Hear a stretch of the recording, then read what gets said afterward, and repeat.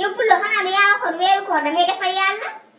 waaw maa ko wax kay min wii noonu dama defal yàlla mu waral ala ndax mu am tiyaaba maa ko wax. waa kon jeex na yow di nga am tiyaaba ndax bii fa conférence lañ lay tuddee. ko num noonu conférence. waaw conférence kay. te am na loo ci xamul de. conférencier bi gën a mag ci Sénégal mooy def waxtaan bi. waaw baax na loolu kay baax na loolu yàlla bëgg na ko neex na.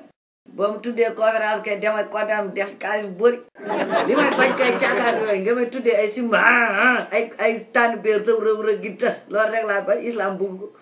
loolu moom dëgg la ndax jaamu yàlla moo gën topp seytaane. waaw baax na yaaxaa jàmm demal ba suba nga ñëw mu jox la suñu participation.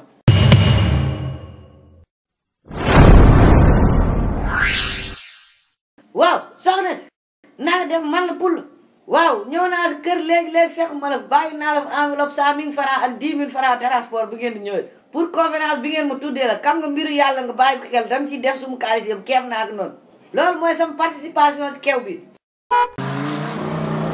jàng xaalis bi waa baax na léegi noonu xam nga lan laa bugg kii jàng conférence bi di waxtaan na ma tàggal sumu maam man loolu moo tax mu jox sumu xaalis na ma wala riise si kanam koñ bi xam ni Poulo si koñ bi la nekk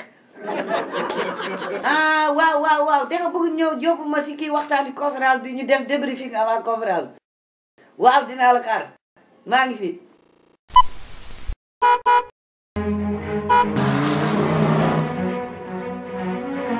asalaamaaleykum Poulo mon ami.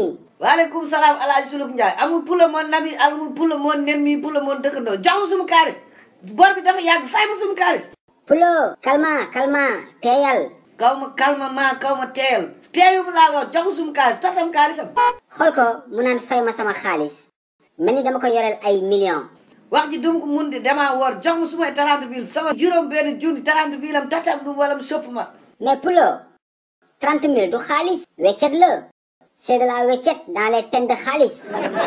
xool ko mu naan daa moon teen de xaalis les puits de xaalis yow barki démb la si jabar bi ndumbe ñëw fii lépp fi ceeb lépp fi kirmasi lépp sax korom ak kirmasi bu juróom bii nga nekk fii naan teen de xaalis ala Poulo wax ji doy na waxal ñaata laa la yoreel ma fay la. 30 000 nga ma yoreel ak kilo ceeb ak ñetti kirmasi ak am sa xaalis.